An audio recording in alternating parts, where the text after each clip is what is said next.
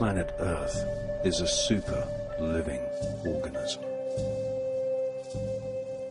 Since the dawn of time, ancient cultures have understood that every living creature has a spirit, a life force which animates the physical body. Just as every living animal has a spirit, so too does planet Earth. Great scientists such as Sir Isaac Newton and Sir Oliver Lodge recognized the existence of a spiritual domain which surrounds the planet. They called this domain the ether.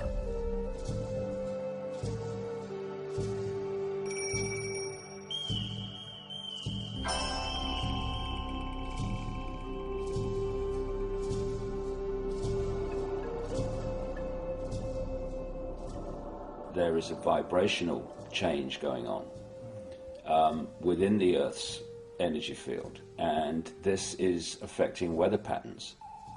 It's like a shift, and as it shifts, of course, weather being you only got to see a thunderstorm. You can see that weather is just an obvious expression of energy. So if the Earth's energy field is changing in its vibrational state and making a shift, then it's going to affect the weather. And I think that the projections by the global warming proponents of how things would change are already being shown to be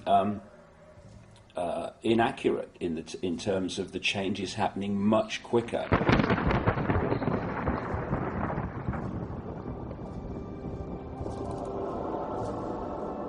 In recent times, an evil group of people who communicate with the spirits of Baphomets and demons have been destroying the very spirit of planet Earth. This global network of black magicians, Satanists, Luciferians, and occultists are called the Illuminati.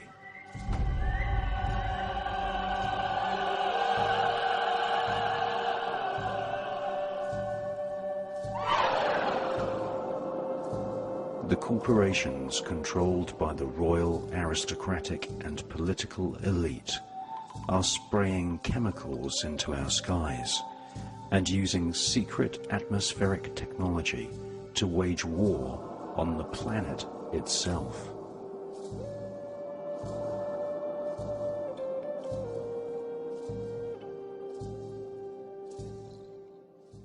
And there is no doubt whatsoever, indeed the authorities have admitted it with patents and what have you, that they have weather-changing technology.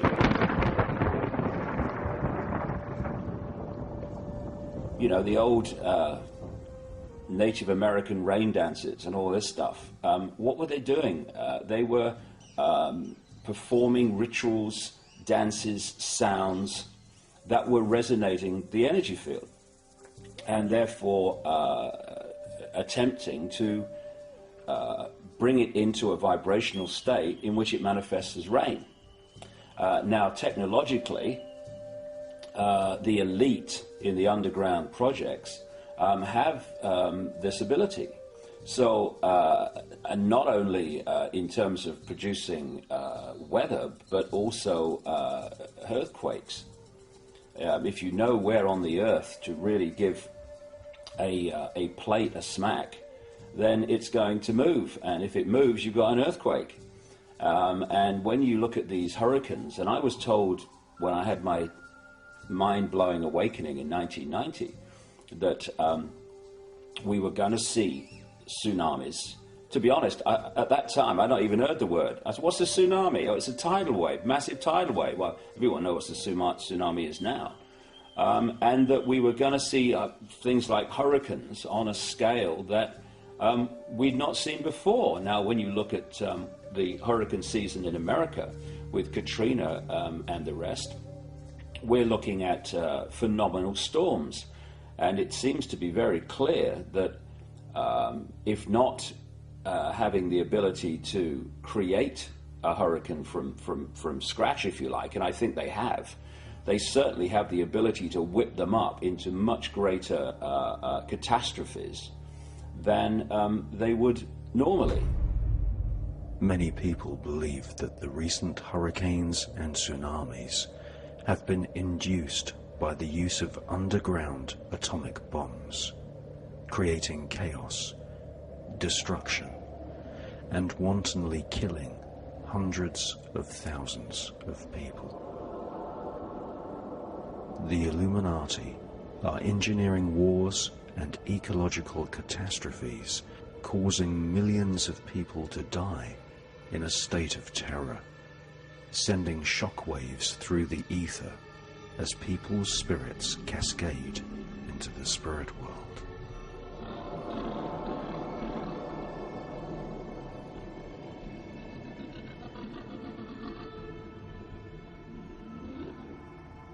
The Illuminati control most of the world's corporations.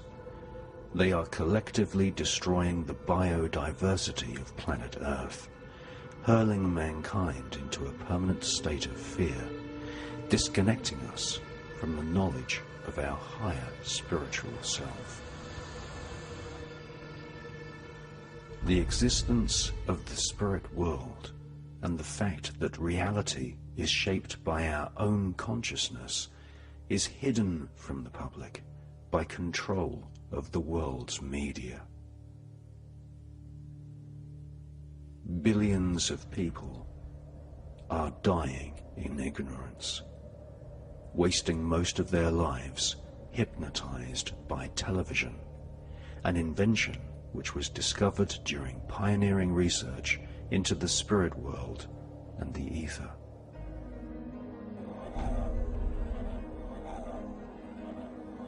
Forests, the very lungs of our planet, are being destroyed. The seas are being overfished. Oil, the very blood of the planet, is being sucked dry. The very air which we breathe is being poisoned. Shamans, druids, Sufis, pagans, sadhus, and skywatchers have all recognized for thousands of years that the spirit of planet Earth is central to mankind's survival. This film is about the spiritual life force which is inside all of us, and the ether which surrounds our planet. Now, for the first time on film, we explore the evidence of scientists who have studied the nature of spirit and how our spirits, at the time of death of the physical body, reconnect with the larger spirit of planet Earth. Welcome to the secret untold story of the spirit world.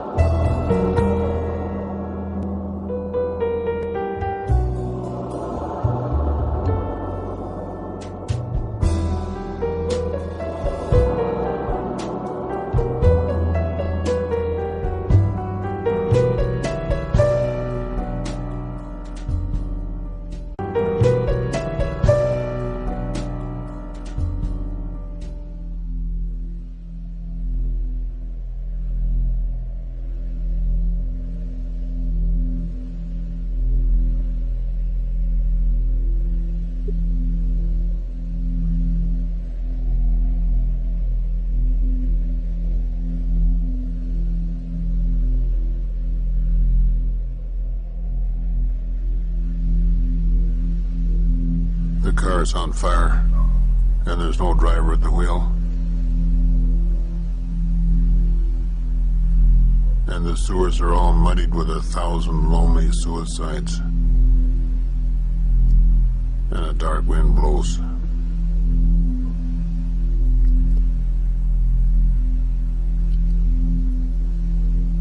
The government is corrupt. And we're on so many drugs with the radio on and the curtains drawn.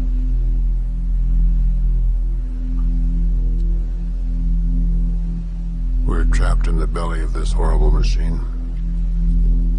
And the machine is bleeding to death.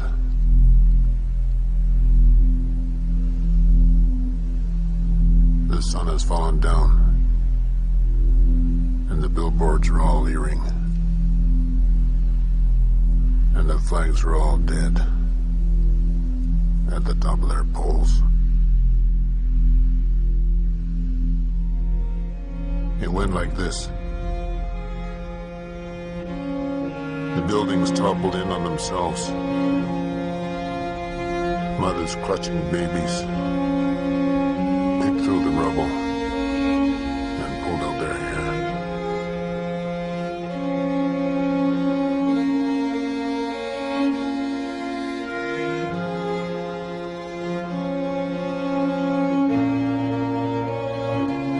The skyline was beautiful on fire.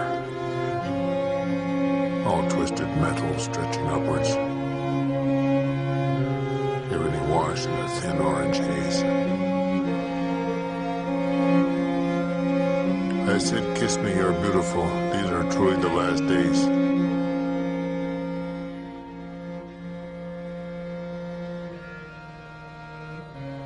You grabbed my hand, and we fell into it, like a daydream or a fever.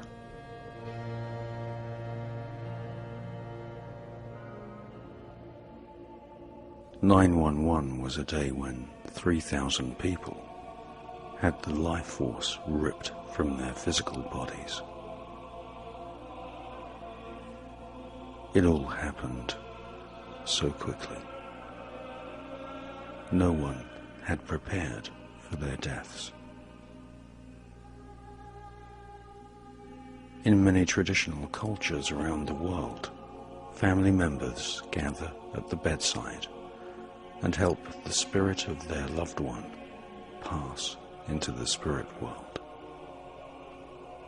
However, with a violent, unexpected tragedy like 911, it is likely that the spirits of those killed would have stayed at ground zero, lost, possibly forever.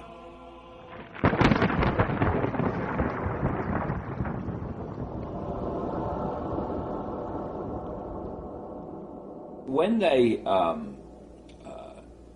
do their terrorist events to blame on someone else, they are very ritualistic in nature in terms of when they're done, where they're done, and how they're done. So 9/11, I mean 9/11, what do you dial for an emergency in America? 9/11. Yes. You find this so often in these events that they engineer. Did you know that the Madrid train bombs were exploded 911 days after September the 11th, 2001? Doesn't surprise me, because the thing is that when I started researching this, my bloody jaw was dropping, not just at the ritualistic and symbolic nature of what they did, but the scale and detail of it. Yes. It's almost like someone's created a computer program to give you the perfect symbolic, ritualistic background to the latest horrific event. Like something out of the Tower Inferno, like a movie.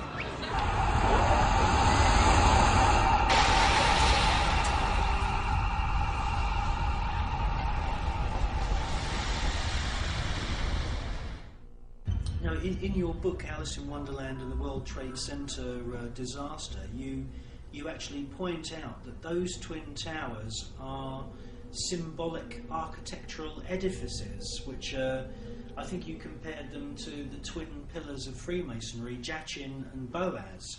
So you've got everything there. You've got like, would you say that it was like a mass ritual, a mass sacrifice? Yes, that's what wars are, they're mass sacrifices.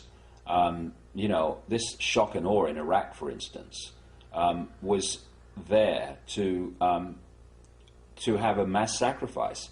We don't target civilians is absolute nonsense. Of course they target civilians. They want as many dead people as possible.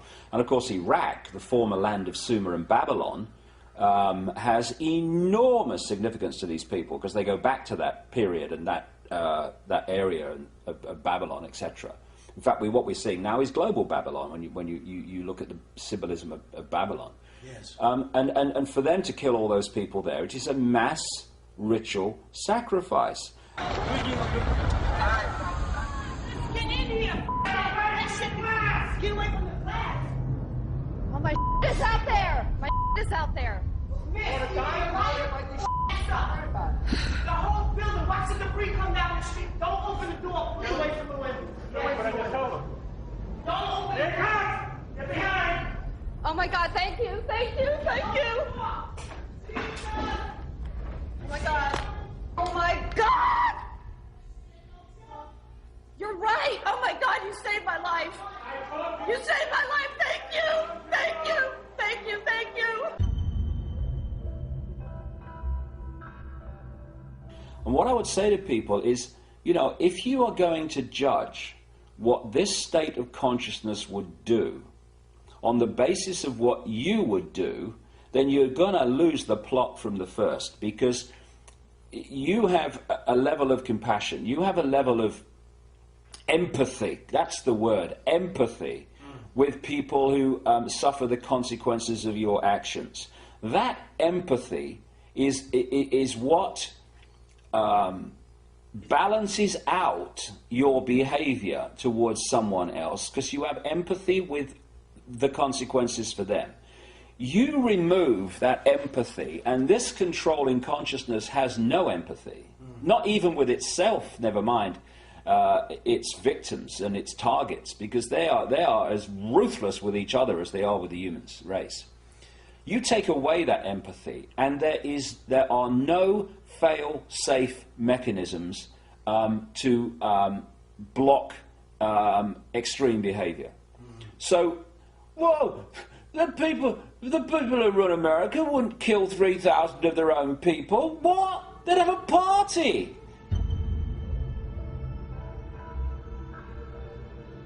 You know, this is not about Americans doing it to Americans. This is about this consciousness working through physical forms that appear to be American, doing this to what are nothing more to them than humans' perception of cattle.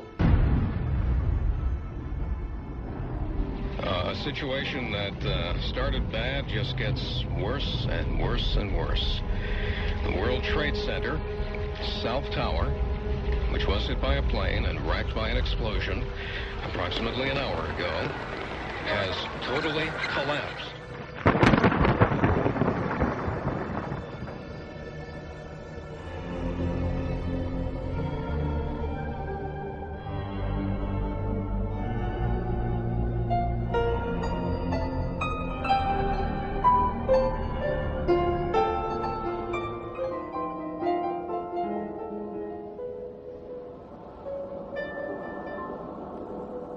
Well, it was the day after 9/11, the major news channels broadcast photographs, still images,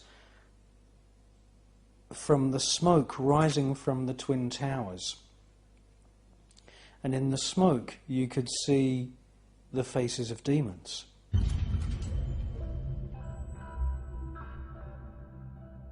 Now, I gave a lecture in the south of France, and two brothers came up to me and they said, you know what, the faces of the demons in the smoke at 9/11 look very similar to a sculpture which was done by the philosopher and theosophist Rudolf Steiner.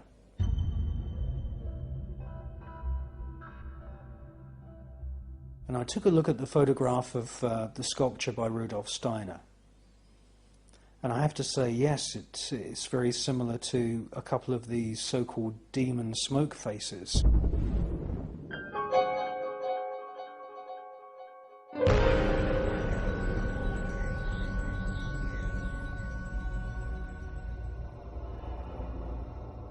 Now, the name of the sculpture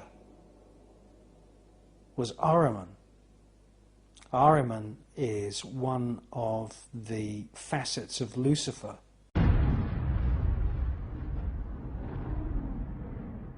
And is part of the Trinity of Satan. And to see these faces in the smoke coming from the towers at 911, it made me think we're seeing 3,000 people jump to their deaths, be suffocated to their deaths, being burnt to death. 3,000 spirits are being ripped from their physical bodies. If you believe in reincarnation, then that means that there must be some kind of catastrophic shockwave going through the spirit world.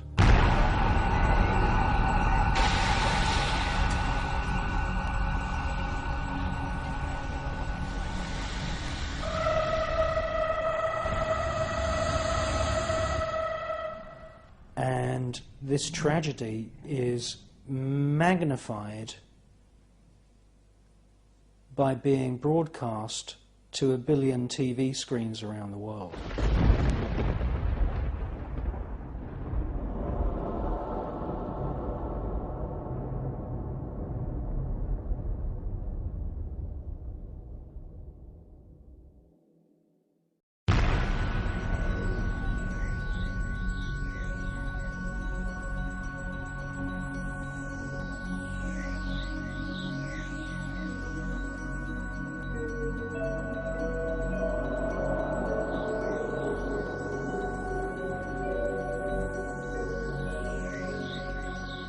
Well, before I talk about the Ouija board, which I have a lot of experience with, I would like to say that under no circumstances do I recommend that anyone even remotely experiments with the Ouija board. And the reason for this is because it is, for me, the most easiest gateway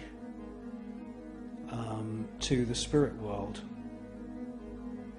And the Ouija board has been outlawed, quite rightly so, in many countries around the world. But it has a fascinating history, and we can't really make a film about the spirit world without actually talking about the Ouija board. In the 1700s, French travellers in North Africa, in Morocco, in a town called Oujda, saw fakirs. These are street performers, they're psychics, they're fortune tellers, they're soothsayers, using an alphabet scratched out in the ground and using entranced snakes, cobras. And what would happen is that the fakir, the word fake, by the way, comes from the word fakir. The fakir would produce a kind of trance-like state in the snake. He would ask questions, and the snake would sort of nod its head at various letters scratched on the ground. The French travellers brought back this idea that you could get spirit messages just by pointing at different letters and numbers. They brought it back to Europe. It then made its way over to America, and believe it or not, the Ouija boards were marketed as a novelty by various games manufacturers in America, and they corrupted the name of the town in Morocco, which was originally Oujda, which is on the northern coast of Morocco. It became known as Ouija, and eventually then it became known as the talking board. There have been a lot of bad cases of people receiving really messages from bad spirits via the Ouija board. Now, the interesting thing is you don't even need a Ouija board to use the same system. You can go out and buy a box of Scrabble, and you can lay out an alphabet and the numbers from 0, 1, 2, 3 up to 9, hello, goodbye, and you can just ask, is there a spirit in this house? Now, a spirit usually does come through, and if you're using an upturned glass, which is the most common way of getting the message from the spirit to spell out words, the force and the speed and the preciseness of the movements of that glass can be really quite astounding. I've seen the top layer of varnish removed in less than an hour from a wooden table by the force of the spirits moving that glass. Now, you know, this is very, very dangerous, because the Ouija board is totally unlike ceremonial magic. In a magical ritual, you would entice, invoke a particular spirit. With Ouija, you just ask, is there a spirit in the house? And bang, usually the glass starts moving straight away.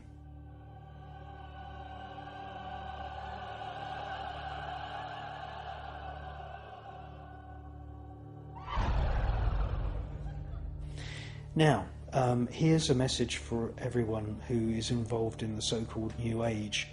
Just because you have a discarnate spirit speaking to you through the Ouija board, that does not automatically imply that that spirit has good intentions. In actual fact, spirits lie and cheat and are mischievous exactly the same as people are. A typical example is where a spirit of a famous bad person, the favourite would be, say for example, Hitler, or a mass murderer like Stalin, and that would come through, spell its name out and start giving you information. Of course, a chill goes around the room.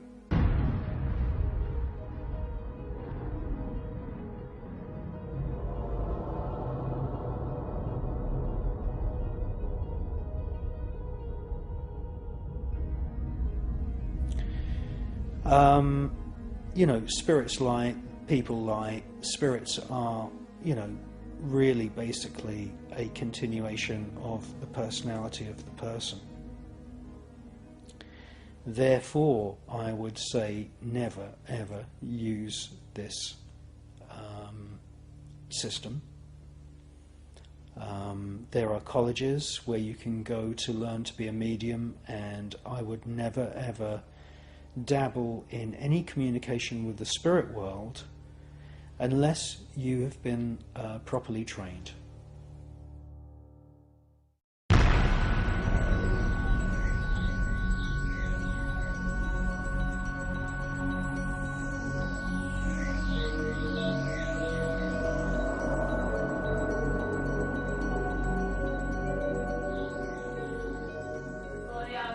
na nebu, tako i na zemlji. Kruh naš svagdanji daj nam danas i otpusti nama duge naše, kako i mi otpuštamo dužnicima našim. Ne uvedi nas u napast, nego izbavi nas od zla. Amen.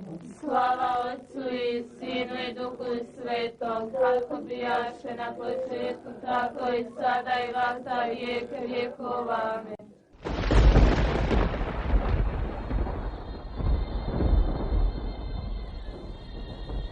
In 1981, at Medjugorje in Bosnia, a ghostly apparition appeared to a group of 6 peasant children. The children would pray in a trance-like state and stare upwards, and the apparition would give them telepathic messages. Some of the children believed they were in the presence of the spirit of Mary, the fabled mother of Jesus. During the 1980s, news of this persistent apparition soon spread, and literally millions of people began to visit Medjugorje in Bosnia.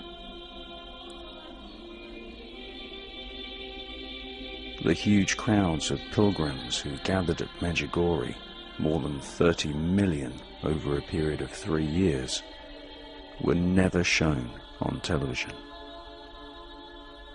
The mainstream media never fully reported the persistent apparition in Medjugorje. Soon after, the country of Bosnia, part of the former Yugoslavia, was bombed into oblivion by the US and British governments. The entire country was transformed into a war zone, and the telepathic communication between the children and spirit of the Virgin Mary was violently disrupted.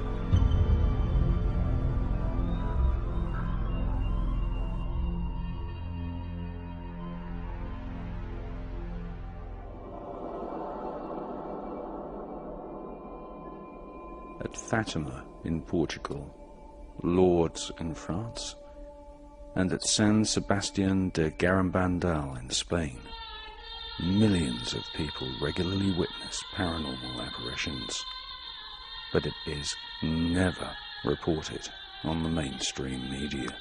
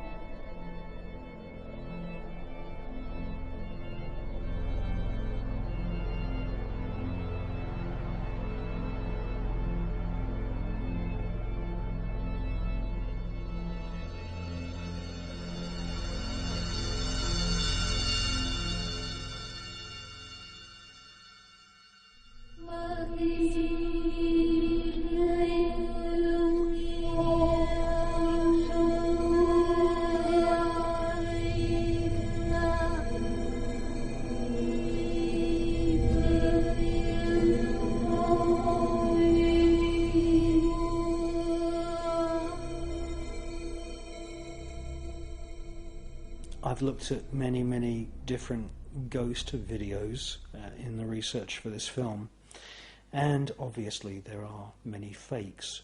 It's a pretty normal story. People in this building had heard the voice of a young girl, and somebody had briefly seen a very faint apparition of a young girl walking around in the corner of this empty room. And so the story behind this video is that a person gets their camcorder, they go up there, and sure enough you can very faintly see the outline of a young girl.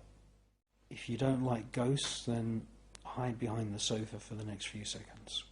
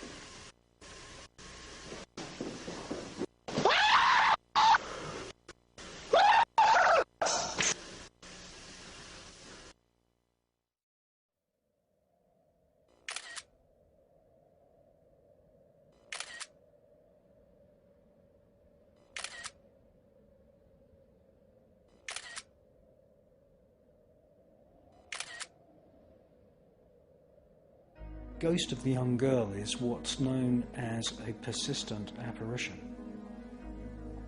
And these are particularly scary because in the movies, perhaps we're all brought up to be told that if you see a ghost, don't worry, just switch on the lights, clap your hands, make a loud sound, and the ghost will go away. Well, that is, I would say, truthful for most sightings of apparitions and ghosts. However, there is a phenomenon, and that is known as a persistent apparition.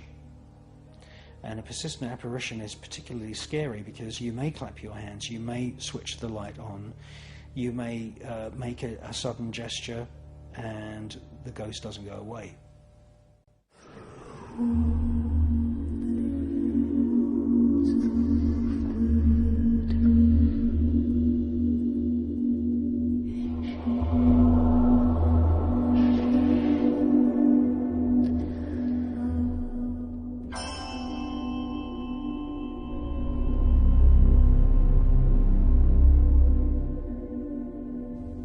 Psychic and spiritual phenomena have occurred throughout the history of mankind, often touching the lives of learned people and peasants alike. Socrates and Joan of Arc both heard spirit voices, which prophesied events to come.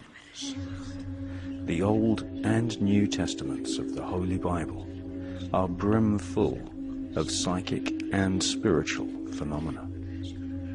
The character we have come to know as Jesus of Nazareth was said to be able to see and talk to spirits, which had possessed the bodies of the living.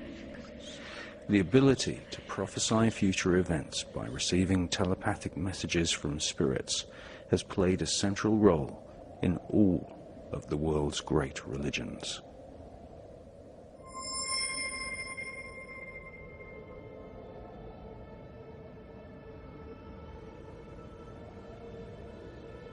Psychokinetic activity, such as the ability to levitate and move objects with the power of the mind, is closely linked with many of the great saints.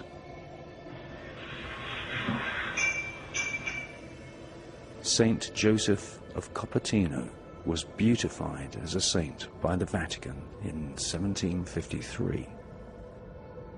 Vatican records show that Saint Joseph was able to levitate and was witnessed flying around by Pope Urban VIII himself.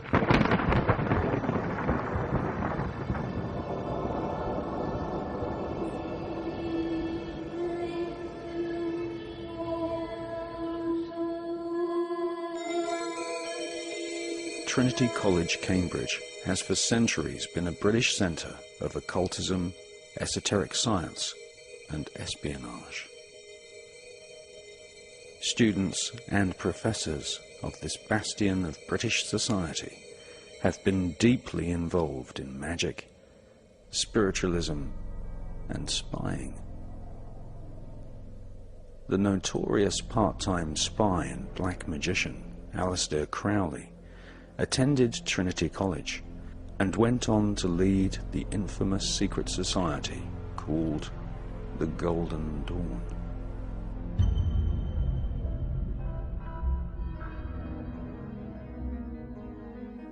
Scientific investigation of the spirit world and psychic abilities had been conducted throughout the medieval era.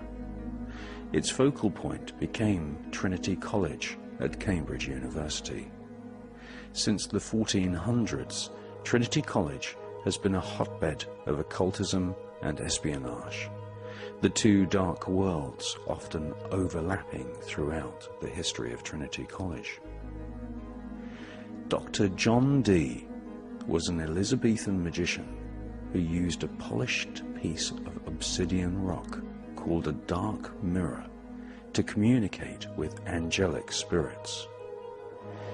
These spirits dictated to John Dee a system known as Enochian magic. The Enochian system describes the spirit world and gives instruction on how to communicate with spirits of angels and demons.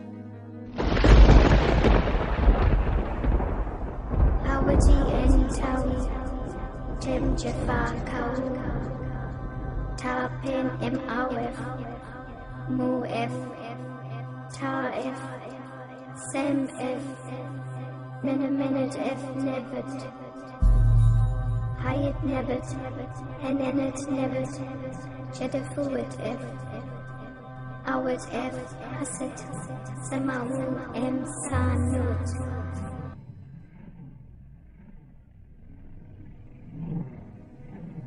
A Victorian secret society called the Hermetic Order of the Golden Dawn were to later take the Enochian system of spirit communication and combine it with the use of the so-called dark mirror, used by magicians in ancient Egypt. During the Elizabethan era, Dr. John Dee was not only the pioneer of Enochian magic, but also a personal spy to Queen Elizabeth I. Dee studied at Trinity College, Cambridge. Dee was to be followed within the halls of Trinity College by other magicians, alchemists, occultists, and spiritualists.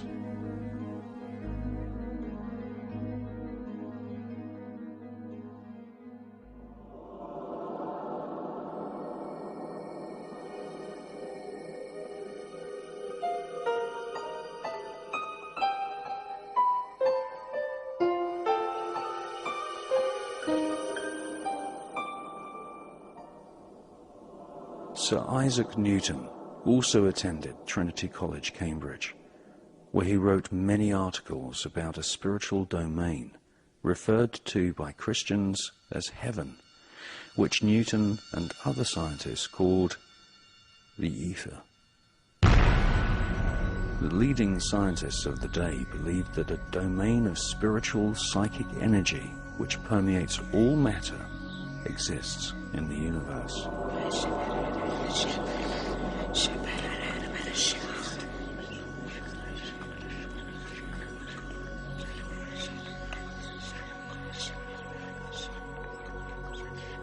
A dense, concentrated area orbits planet Earth just above the atmosphere. This became known as the psychic ether.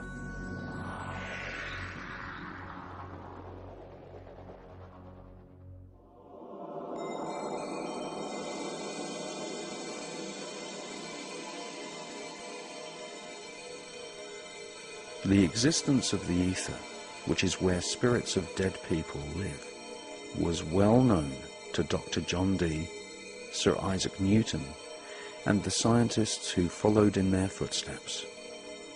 In 1909, Sir Oliver Lodge wrote The Ether of Space, a companion to his equally groundbreaking book about the spirit world called The Survival of Man.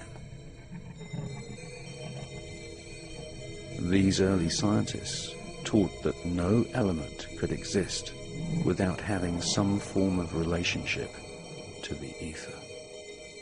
The ether was the domain of spirit and the realm from which magicians and psychics such as the French Dr. Nostradamus received their information.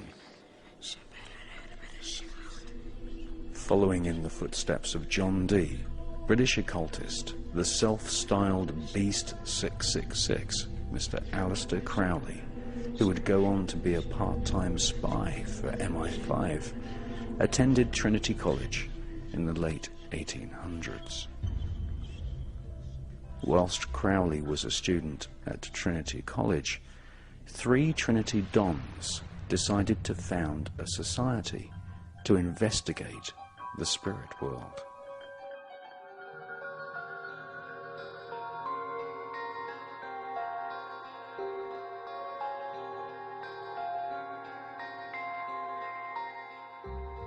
In 1882, Edmund Gurney, Frederick William Henry Myers, and Henry Sidgwick founded the Society for Psychical Research, otherwise known as the SPR. For the next 100 years, two groups, the Golden Dawn and the SPR, would invest thousands of hours of research and fortunes into the spirit world. On the one hand, members of the Golden Dawn would use Dr. John Dee's system of ancient Enochian magic to invoke and communicate with spirits of angels and demons. And on the other hand, the SPR would finance thousands of seances, inviting spirits to manifest and speak with the living.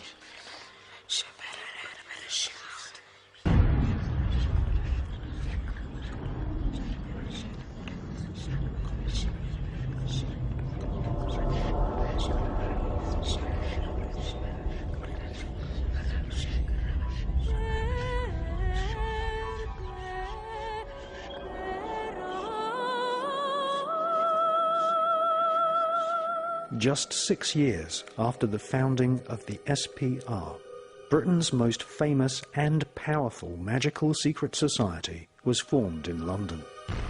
The Isis Urania, Temple of the Hermetic Order of the Golden Dawn, was established on March the 1st, 1888. Its founders, Dr. William Robert Woodman, William Wynne Westcott, and Samuel Liddell MacGregor Mathers, were all Rosicrucian Freemasons.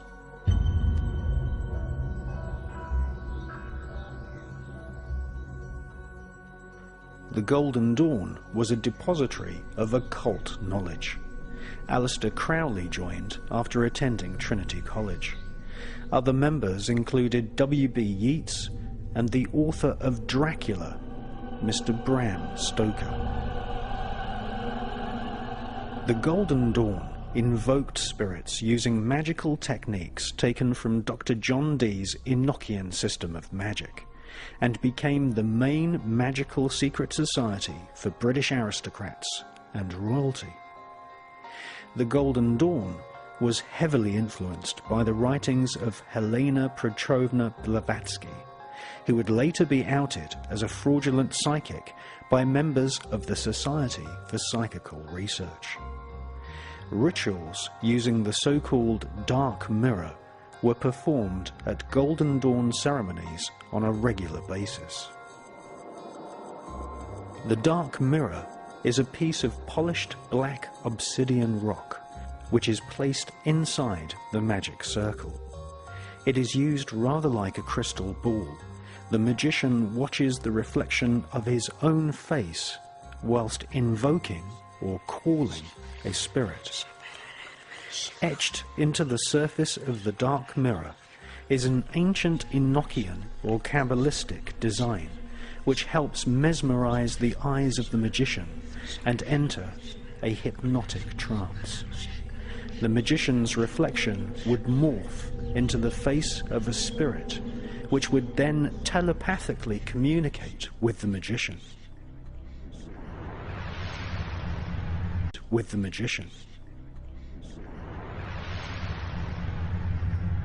Adagita vopa ahe, zodonu gonu fa ife salada, vi ro el.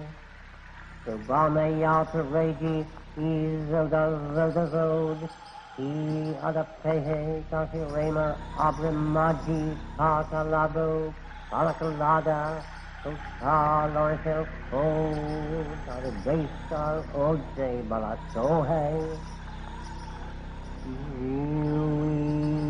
Italy, Sada, Ori, Od Nikala, Pape, Tahisa, Dia, Ozo, Donu, Lape, Noenu, Tarose, Coreta, Tajeo, Maninu,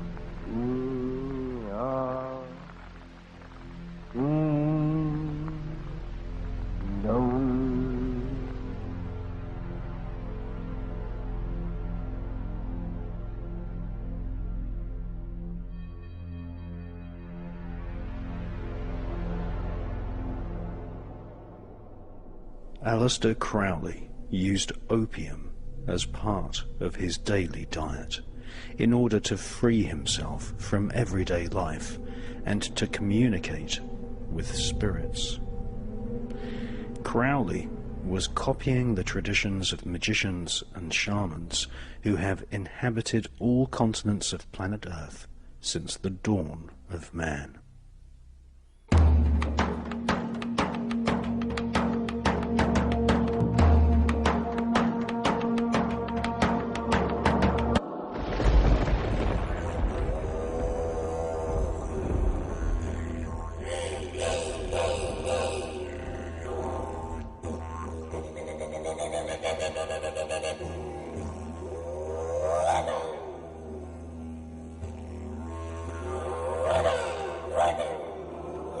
Shamans in Australasia, Arabia, Siberia, the Orient, South and North America have perfected a natural science of spirit communication using a wide range of hallucinogenic plants which grow in deserts, forests, and even in mountains.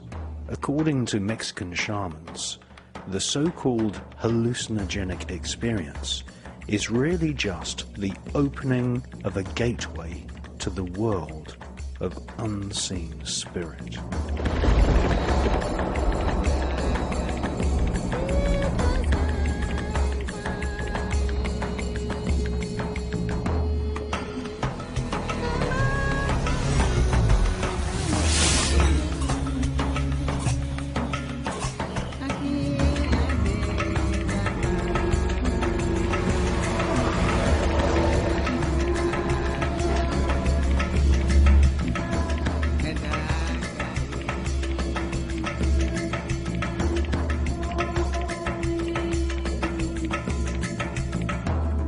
For thousands of years, shamans all over the planet connected themselves with the spirits of their ancestors, the spirits of plants, the spirit of planet Earth itself, and the spirit of the universe. Shamans achieved this by using herbs, roots, cacti, vines, saps, and fungi.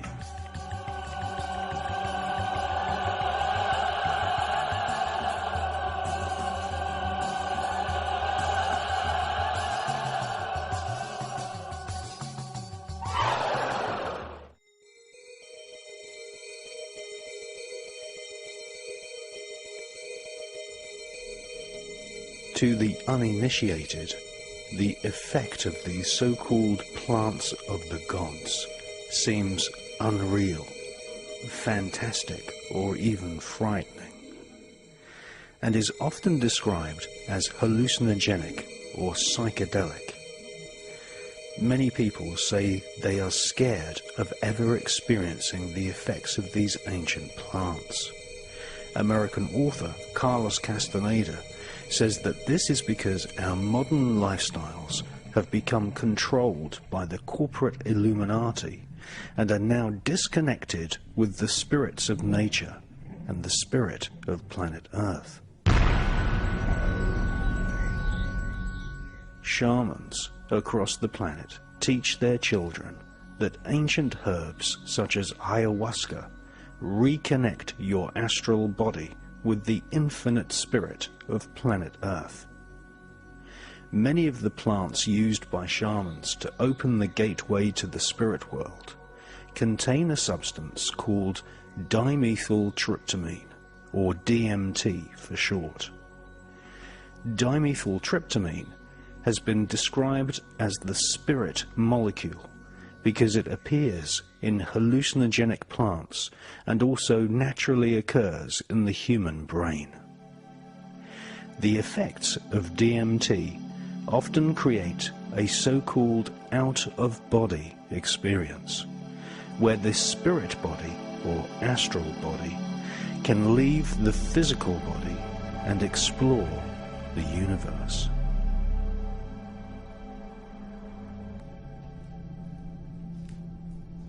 Maite wawi dada, vushe shanshe tukito ka api.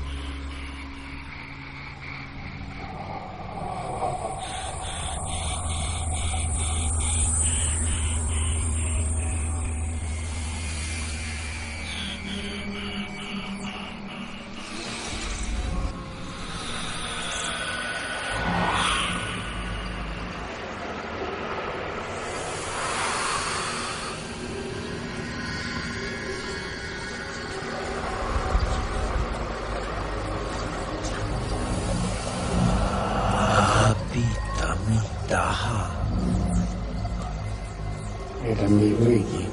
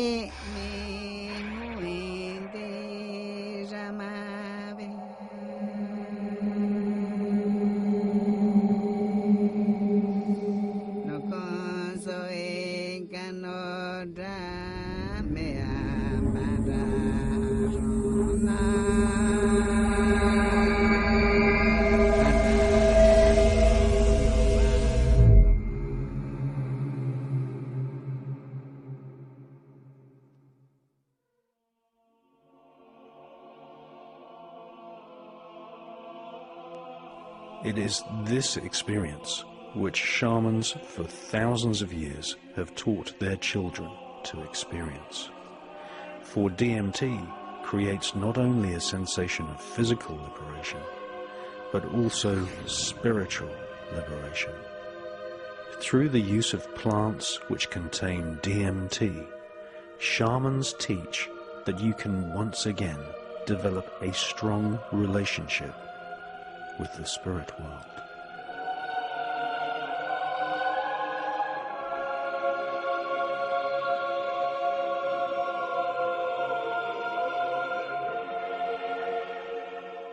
The most abundant supply of plants containing DMT are in the rainforests of South America.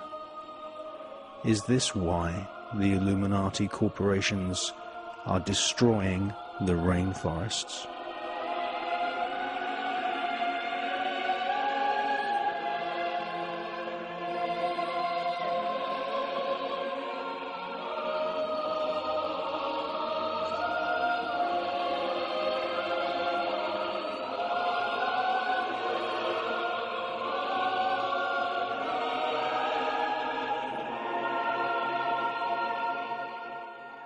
This ancient relationship between your soul or spirit and the powerful manifestations of earth spirits has been suppressed by modern city-dwelling lifestyles and watching too much television.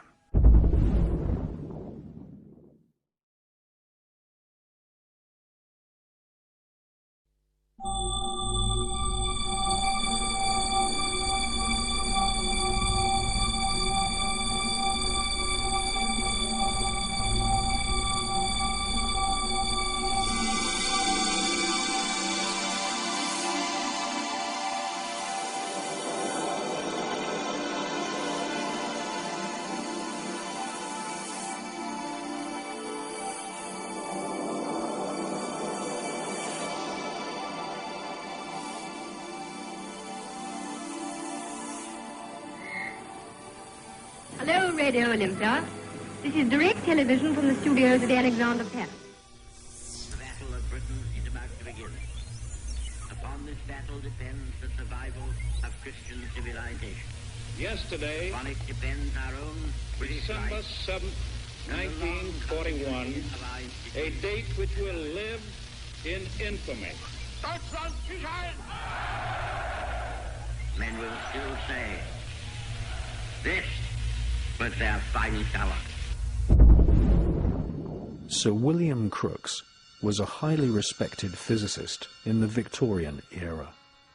Crookes not only attended dark mirror rituals at the Golden Dawn, but was also a leading member of the Society for Psychical Research. Sir William Crookes had invented several devices which could measure the existence of tiny elementary particles, such as electrons.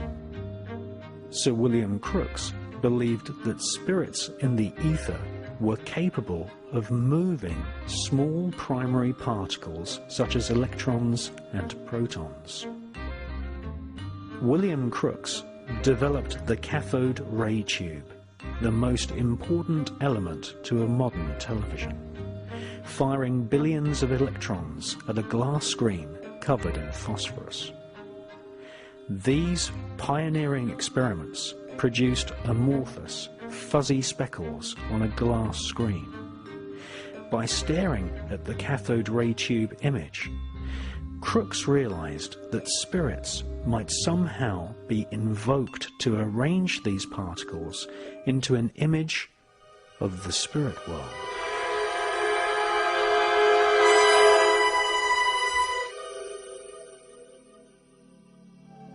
Crookes experimented with the cathode ray tube and placed a Maltese cross inside it and bombarded it with streams of electrons. The Maltese cross is an ancient emblem used by magicians, Kabbalists, royal Satanists, Nazis, and the infamous American Phi Beta Kappa secret society.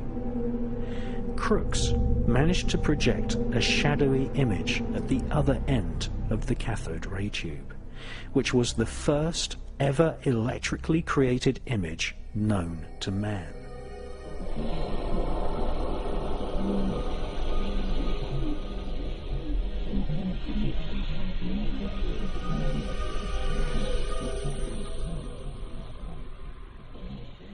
In his memoirs, Sir William Crookes said that it might be possible for spirits to influence streams of tiny particles. Sir William Crookes would go on to become president of the Society for Psychical Research, and inspired Sir Oliver Lodge's research into the ether and the spirit world. The Crookes version of the cathode ray tube would become the most fundamental component in the development of television devised 40 years later by the Scotsman John Logie Baird. Television, an invention which would eventually enslave and hypnotize the entire world, was inspired in part by research into the spirit world.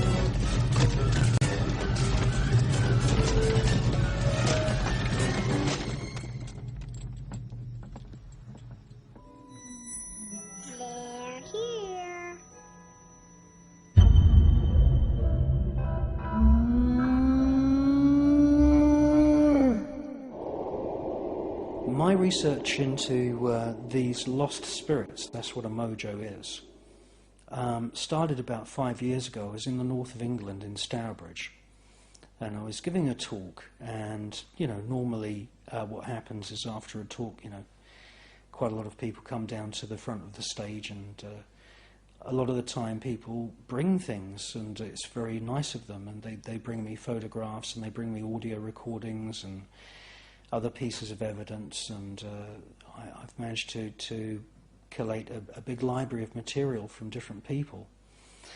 And this chap came up to me, and he had a large envelope. These photos that he had in the envelope were bigger than 8 by 10. They were really big.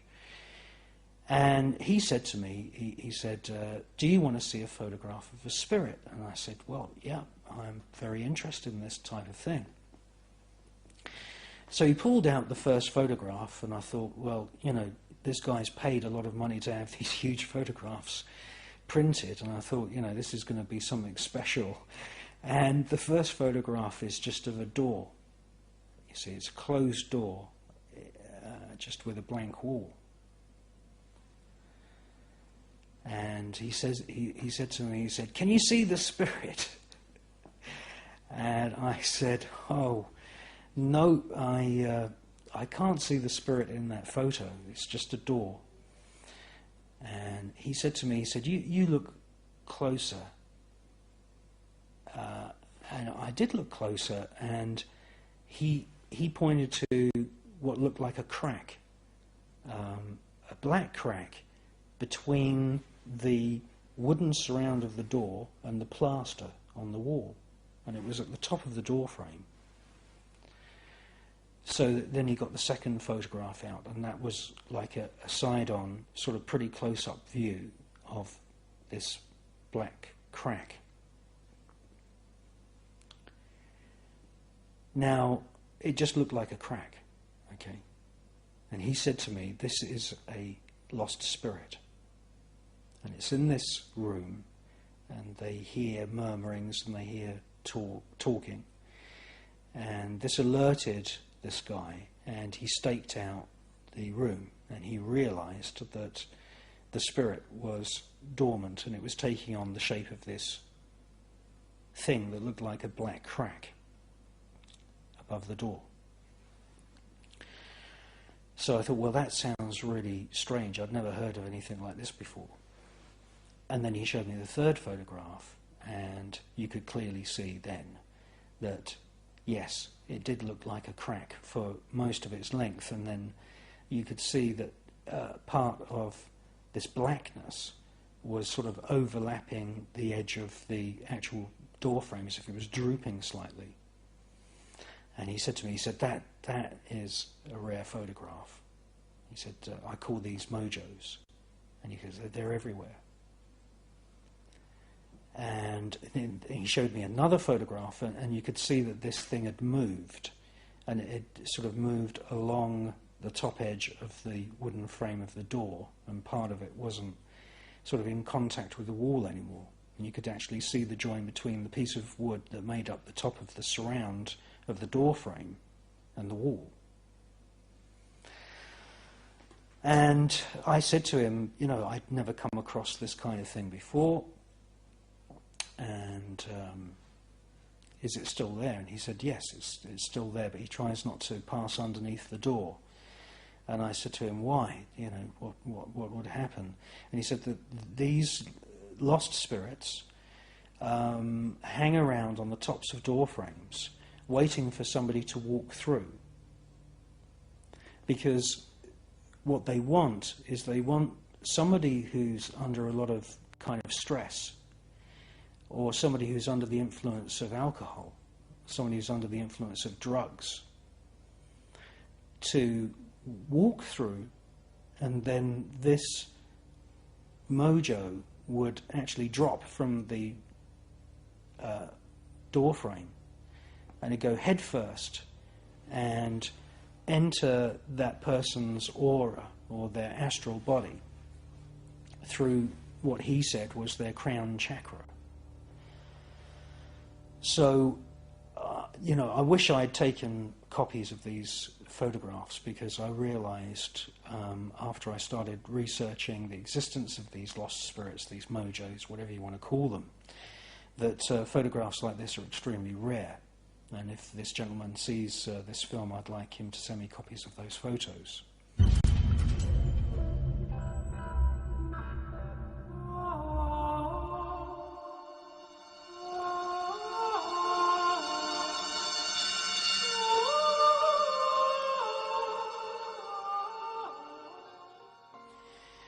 Now, what is a mojo? Where on earth do these things come from? Well, you know the song Eleanor Rigby?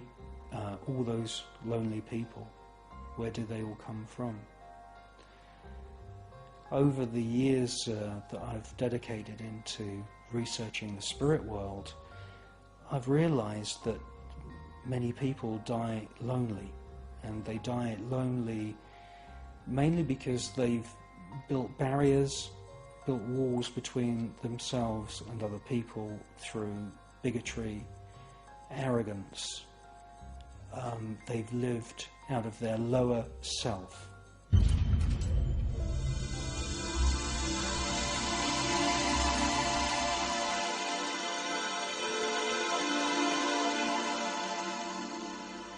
Now, what's the difference between the lower self and the higher self? Well, the higher self would be a person who tries always to think of the effect that they're having on other people, and try and be compassionate and polite, and to try and be good as much as possible, and to try and live in harmony with nature, and always to be mindful of causing any kind of tension or stress with other people, trying to avoid that. And that would be somebody who's trying to live out their higher self. Unfortunately, millions, if not billions, of people die, and they've lived their lives in their lower self. They have not bothered to read, they've not bothered to research anything about the death experience, even though they must have known that death was inevitable. And these people have died lonely, and they have not fulfilled the dreams that they might have had when they were children.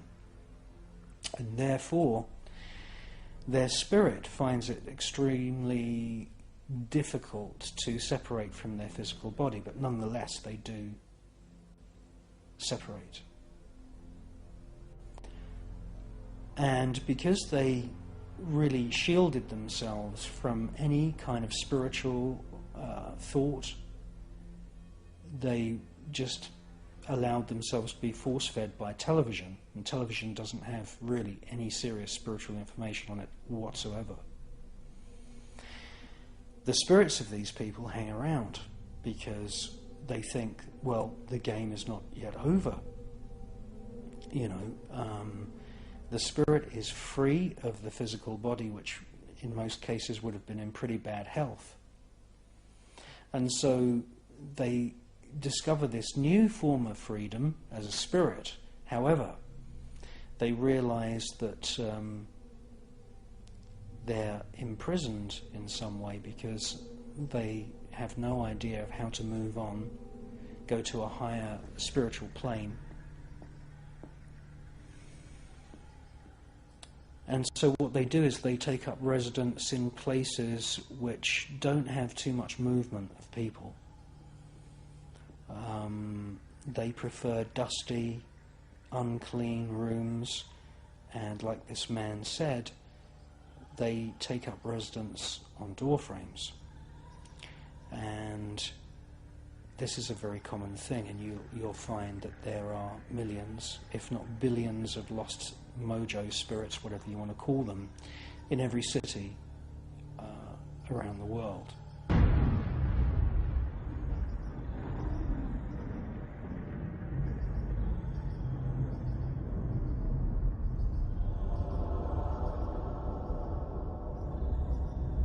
The Freemasons and the Templars, who designed and built the great medieval cathedrals, and also all of the architects and designers of all of the churches, must have been fully aware that mojos liked to take up residence on the flat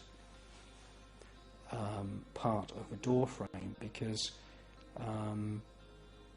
nearly every single church and cathedral in the world has windows and doors which are shaped like that. And the reason that they're shaped like that is so that the mojo just sort of slides off and cannot actually get a grip on a doorway which is shaped like that.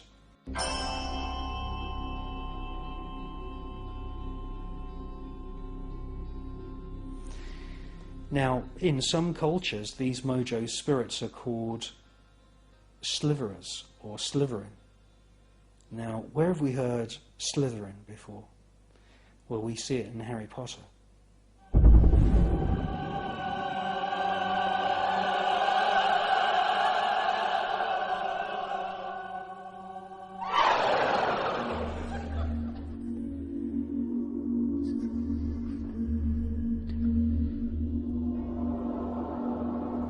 The SBR's membership included many leading scientists of the day, who spent fortunes studying people who had psychic abilities. These psychic people claimed they could bridge the gap between the living physical world and the spirit world, and as such were called mediums.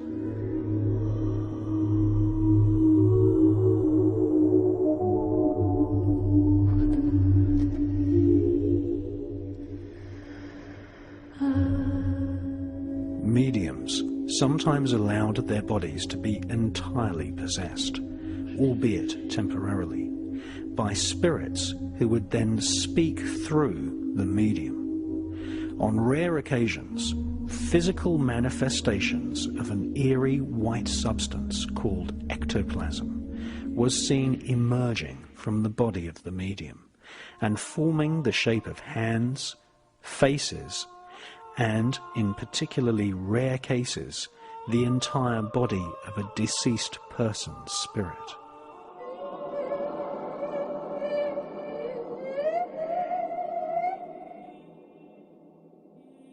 During the 1860s, scientific investigation of these so-called mediums involved the eminent scientist Sir William Crookes, the man who had seen the faces of spirits appear in the dark mirror during rituals at the Golden Dawn, and who had first demonstrated publicly that images could be created electronically using the cathode ray tube.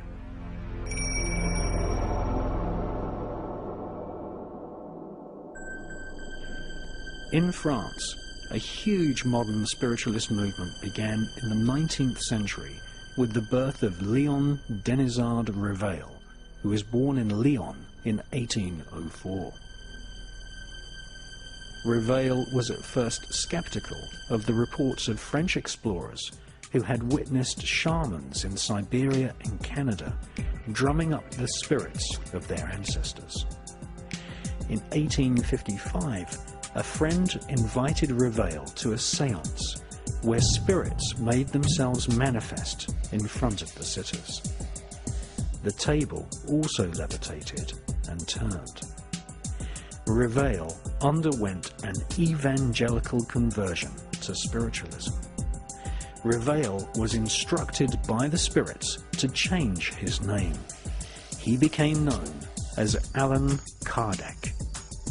His experiences and conversations were written down in a book called The Book of Spirits.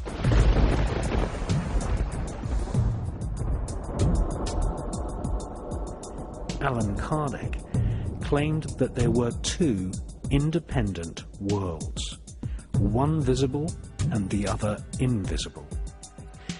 Kardec said that the spiritual life force is formed of quintessential matter, which is united to the physical body by a so-called astral body.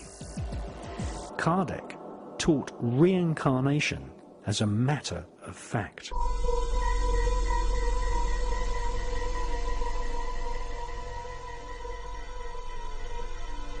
he told all his followers that there is no death. In fact, according to Allan Kardec, there are no dead people.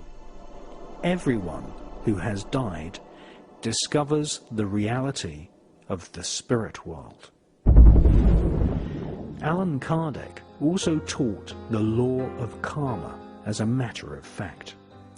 That is, if you lead your life doing bad things, being lazy or self-centered, or leading an indulgent, non-spiritual life, then your spirit will suffer the consequences after the death of your physical body.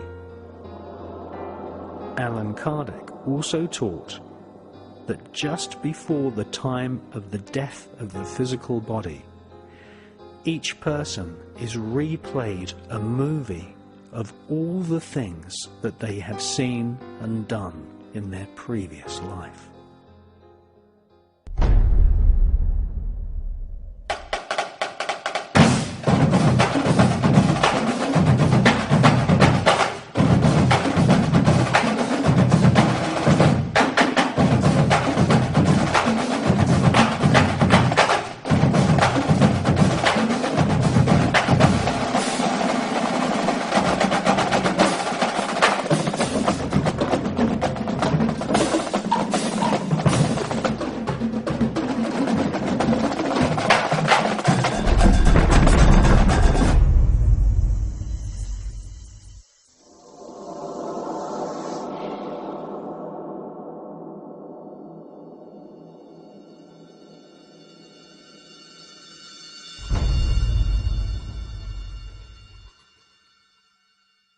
Well, to be absolutely honest, I don't think it's a very rare thing to be walking around with these mojos inside us. I see, you know, most people at one time or another, you know, acting outside their personality.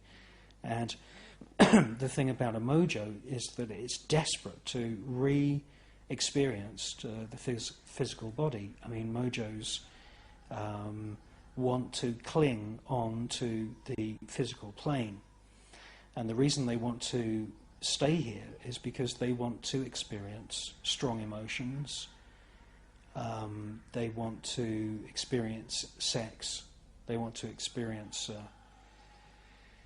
any kind of strong emotion to give them, if you like, some kind of sustenance and some kind of form of entertainment. There is nothing else for them to do.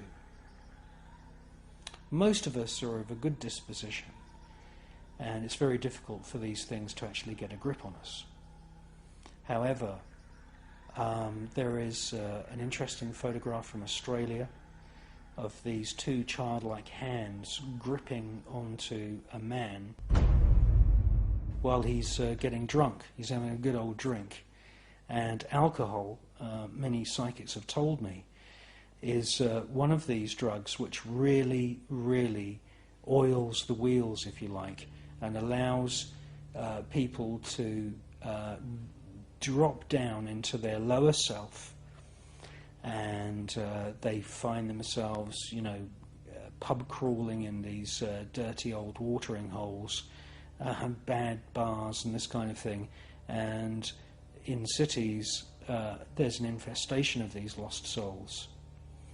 And it's when somebody is inebriated that you can often get a really bad situation where not only one, but maybe two, maybe three of these mojos have dropped to their way into the person's chakra system, whatever you want to call it.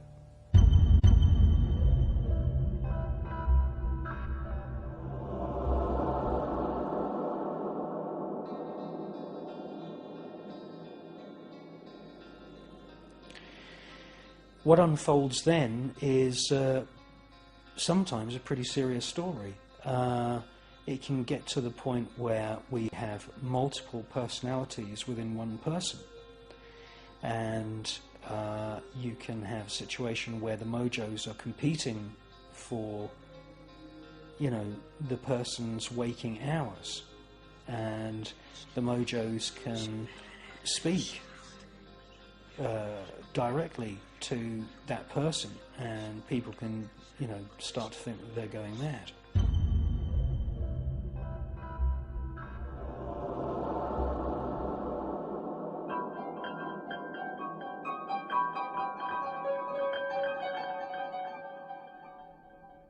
If we then look at very extreme cases where a mojo has maybe been resident in somebody for 20 or 30 years, that mojo takes the path of least resistance in terms of its manipulation of physical matter. Ideally, that mojo wants its own body again. It's a lost spirit. It did have a body at one time, and its main goal is it wants to have another body. And what can happen is that small organisms in the body, and the smallest organisms that we find in the human body are viruses and bacteria.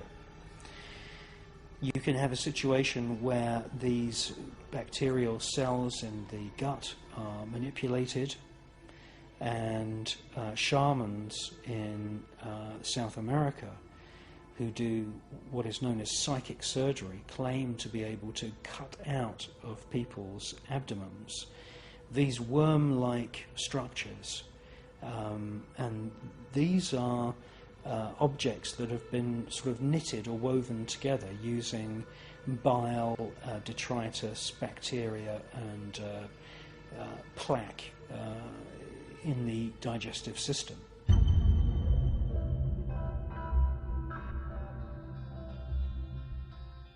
These shaman doctors, they say that these worm-like structures, which have been photographed on a few occasions, are the result of the mojo working inside somebody's body to try and create a physical body for the mojo to live in.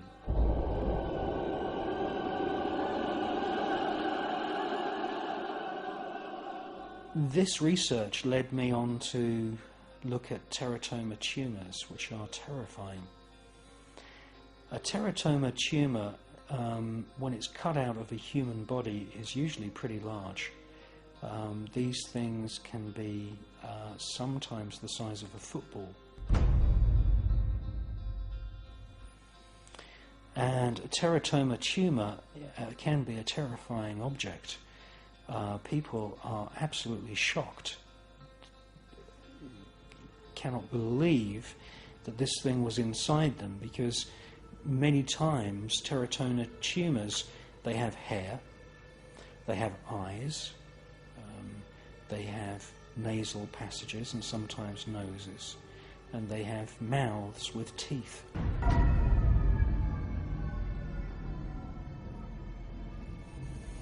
And I believe that what's happened here is that a mojo spirit has had many years inside the person's body to manipulate small groups of cells, and it's hijacked really the genetic blueprint of the genome, and over a very long period of time has attempted to build a body for itself.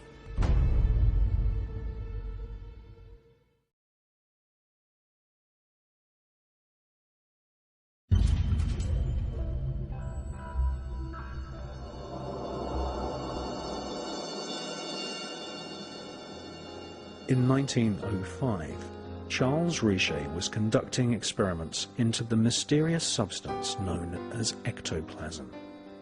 Witnesses at seances often saw ectoplasm float in space, taking the form of hands. These ghostly ectoplasmic hands would then float about the room, picking up small objects such as thimbles, and placing them on the hands of sitters during seances. Writing in 1921, British scientist Sir Oliver Lodge, the pioneer of radio, commented on the research into ectoplasm conducted by Baron von Schrenck-Notzing, who had taken extensive amounts of photographs of ectoplasm seeping through the clothes of a medium called Eva C. According to Oliver Lodge, ectoplasm sometimes took on a semi-luminous appearance and was able to form an almost perfect three-dimensional replica of a full-bodied living person. Ectoplasmic hands were seen clutching the legs, arms, and hands of sitters, just as William Crookes had witnessed and photographed during his seances with British medium Florence Cook.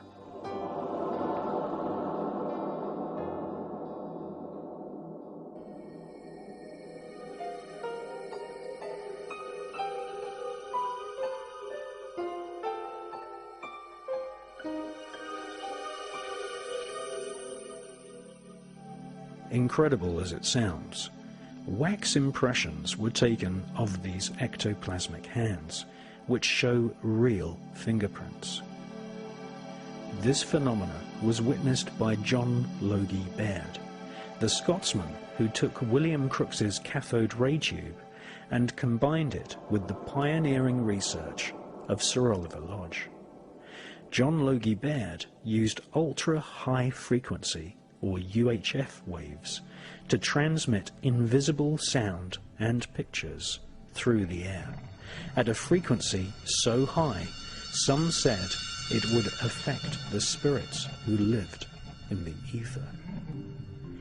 In the mid-1920s, John Logie Baird also invented noctovision, which was a form of television which could record images in total darkness using infrared rays.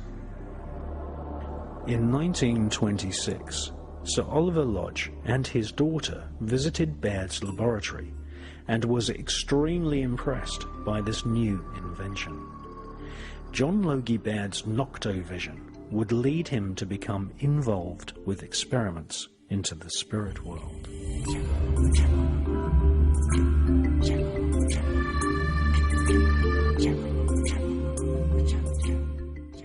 One day in 1927, a professor from a Scottish university visited Baird's laboratory and asked if it was possible to use noctovision equipment to record ectoplasm and spirits at a seance.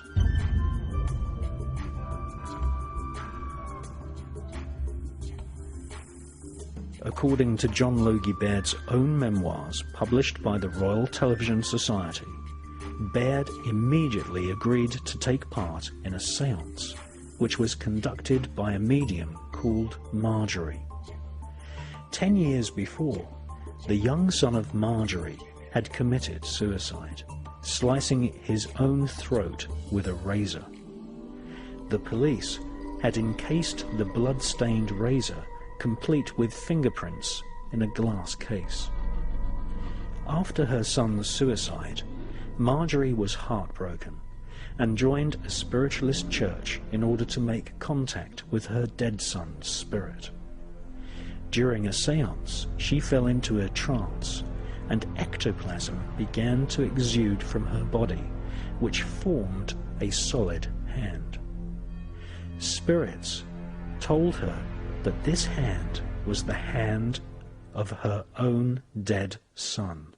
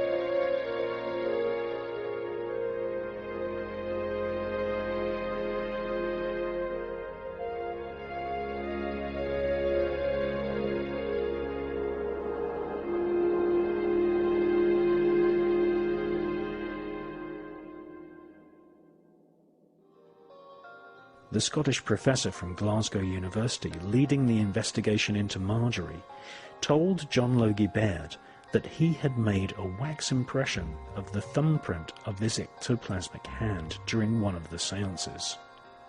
The professor compared the wax fingerprint from the spirit hand with a thumbprint on the razor, which Marjorie's son had used to commit suicide. To John Logie Baird's amazement, the two fingerprints were absolutely identical.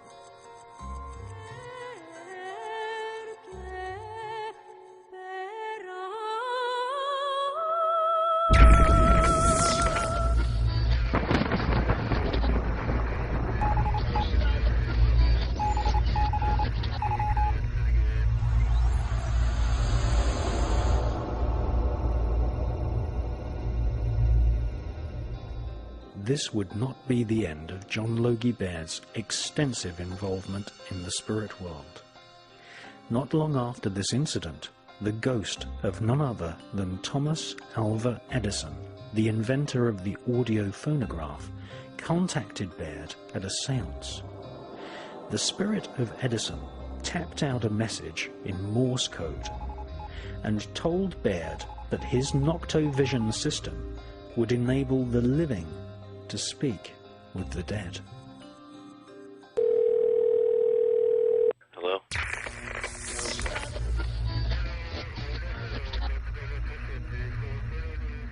Well, it's a bit of a long story. A good friend of mine is a computer programmer, and they've got very, very good long-term experience of these really very, very large computer systems that you would find, you know, in insurance companies and oil companies. These are so-called mainframe computers which take up an entire office or take up an entire floor and have to be specially air-conditioned, this kind of thing. They use very strange languages.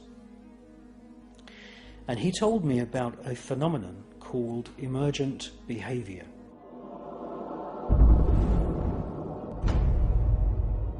This is where big computer systems, big telephone networks are doing things that nobody ever told them to do. For example, programs would run on their own, messages would appear on computer screens which nobody typed.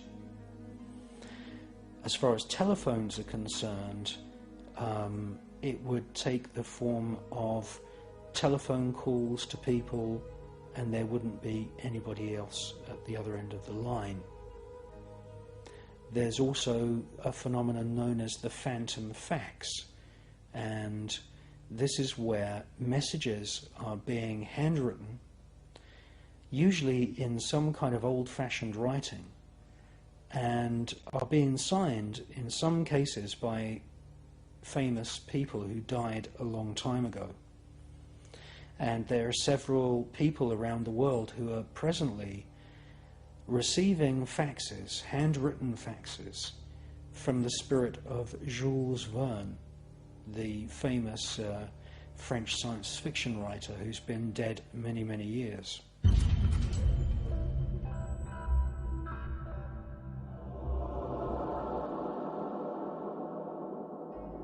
I became very, very interested in this emergent behavior because I had a feeling that it wasn't just due to errors in the system. I had followed the research of Sir William Crookes and Sir Oliver Lodge, and they were each pioneers of things like cathode ray tubes and radio waves. And I had come to the conclusion that many of the scientists in the 1900s were of the disposition that spirits could influence very, very tiny particles, such as electrons or photons. And when I heard about emergent behavior, I immediately thought, could this be an example where a spirit is not strong enough to move a physical object? A spirit is not usually strong enough to pick up the receiver on a telephone and move the dial. But could this be, this emergent behavior phenomenon, could it be a symptom of spirits trying to shift electrons down wires?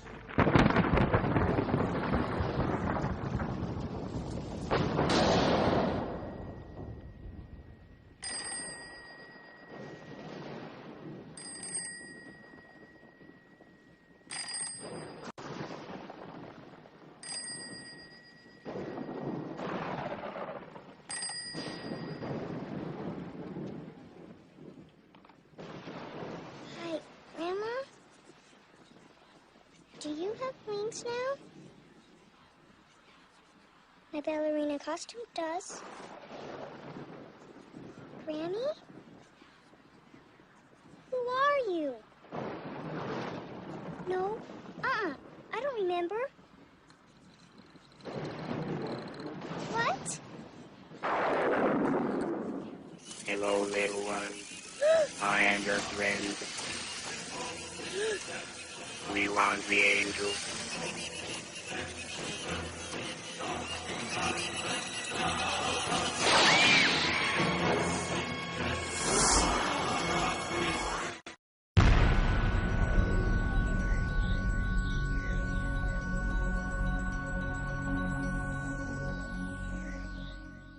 Well, Phone Calls from the Dead is it's a fascinating book. There's dozens of cases in this book that have been collected by the authors, and we have transcripts of conversations, and the conversations are very, very touching. These are usually phone calls which are made within minutes or within a couple of hours of the death of someone. And typical example is where a son or a daughter receives a phone call from their parent, and the parent says, "Are you okay?" And the daughter or the son says, "Yeah, I'm fine. We'll come over and visit you." And the parent might say, "Well, no, I'll come and visit you. I love you." And these calls are touching and brief. And then the reality dawns that that phone call was made. Sometimes the spirits even leave messages on answer phone machines which record the exact time of that call. And in many cases, that person had died previously that actual day.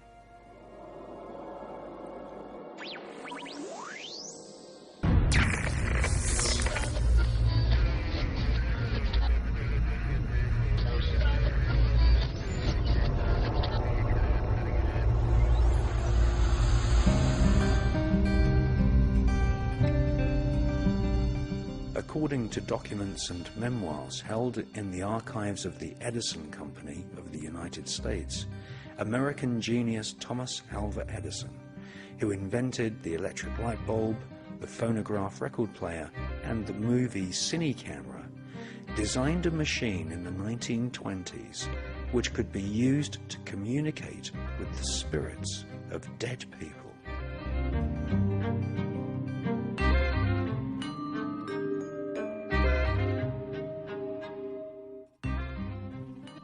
Unfortunately, Thomas Edison passed away before his invention was complete.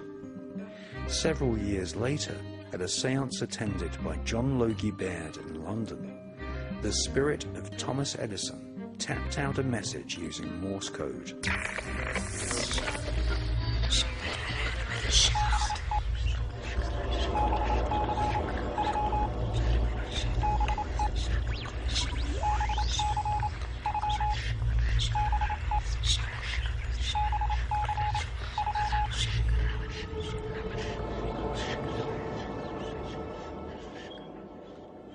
This eerie experience was recorded in John Logie Baird's autobiography, published by the Royal Television Society.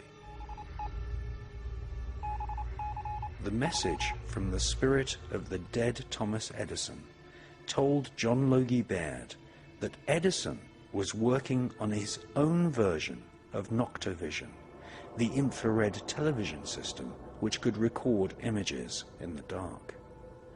The spirit of Edison told Baird that he had assembled a team of scientists in the spirit world who were working together to help living people speak with their dead relatives.